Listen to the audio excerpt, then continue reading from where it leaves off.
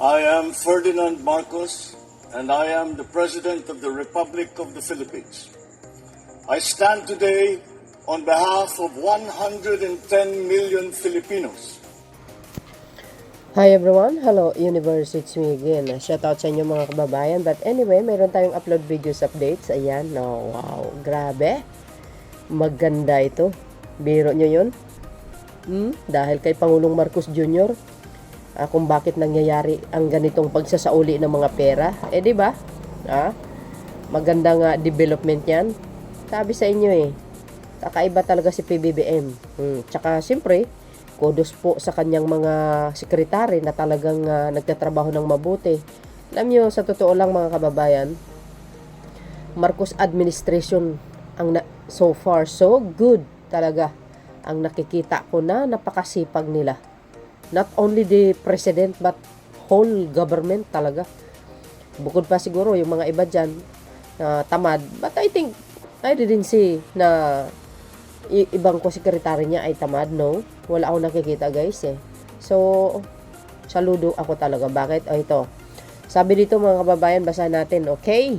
Sabi dyan, ex-DPWH NCR Director nagsauli ng 40 million kaugnay ng flood control scam. Wow! Wow, Today is December 16, 2025, guys. Ayan. Ayan, basahin po natin ang buo para kompleto, detalyado siya. Ayan, tuloy. Nagsauli ng 40 million si dating Department of Public Works and Highways which is DPWH National Capital Region Director Engineer Gerard Opol Sinya nitong Martes, December 16. Today nga, 2025. Ayon kay DOJ Acting Secretary Frederick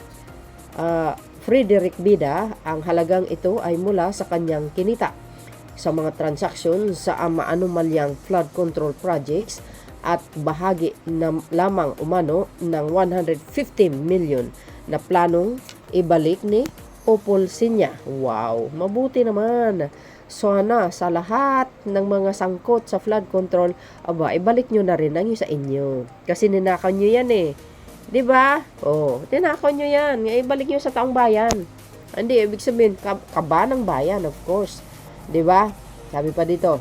Yan, iniharap ng Department of Justice, which is ang DOJ, kasama ang mga opisyal ng National Treasury and Defendant Commission for Infrastructure, which is ang IZI, at iba pang opisyal ng DOJ and CAS sa media. Yan guys ang ICI, saludo po tayo sa kanila, no?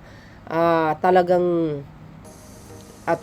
nagtatrabaho sila ng husto. Kahit hindi natin ibig sabihin, saludo po tayo sa ICI dahil nagtatrabaho sila ng husto.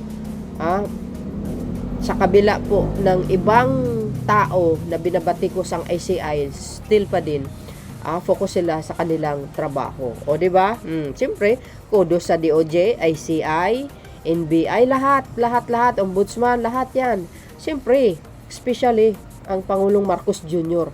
Siya ang sabi niya nga, ako nag-umpisa, tatapusin ko, yan, manda kayo. Ibalik nyo yung pera ng taong bayan. Yan tuloy. Isinailalim na rin umano si Opol Sinya sa Provincial Admission sa Witness Protection Program at kasalukuyang sumailalim sa evaluation. Ayan. Alam nyo guys, mahalaga itong pagsasauli ng pera at mahalaga din yung admission, ibig sabihin sa witness protection, kasi dito din ang isa sa mga way, para malaman yung mga taong ibang sangkot sa pagnanakaw sa kaban ng bayan dyan po sa flood control. Kasi malalim din malawak din ng kaalaman nitong mga sangkot na ito Siyempre, tulad na yan, kaya Opol Sinya. Di ba? Pag yan nagsalita, maraming taong konektado na may kinalaman tungkol dito. Ito pong pinaka-the best. Di ba, mga kababayan? So, dahil dito, ayan, saludo po tayo sa pamahalaang Marcos Jr. guys, Ano po ang masasabi nyo dito? Galing, O, sunod-sunod na po yan. Aabangan po natin ang mga iba pang magsasauli ng pera. I hope itong Diskaya talaga. Yun ang hinintay ko, yung Diskaya.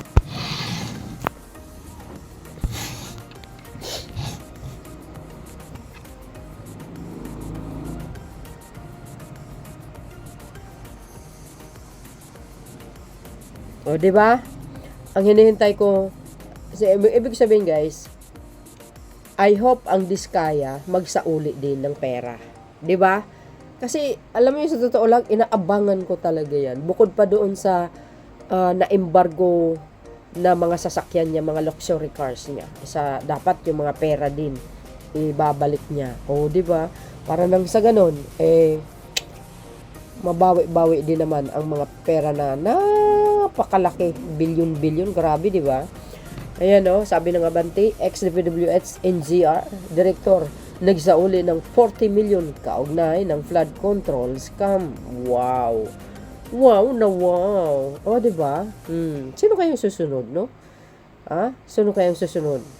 Kaya abangan po natin itong mga taong sangkot, mga kababayan, sa flood control issue. Hindi lang naman sila ito si Oplosina, kundi marami pa po yan, no? Ang iba nga na-freeze yung kanilang mga bank account, kaya well, step by step or slowly by slowly but surely sila ay masasakuti talaga at makukulong. Kaya well, once again, saludo po tayo sa ating mahal na Pangulo. Ayan, di ba? So yun mga best, kayo po ang bahalang humusga. Ano pong dagdag komento nyo, magkomento lang kayo. Thank you for watching. Siyempre, don't forget to like, hit the button bell para lagi kayong update sa aking mga upload videos. Pawang katotohanan lamang tayo dito mga kababayan. See you again on my next upload. Inulit. Bye bye bye and baboos. God bless Philippines. There's more guys.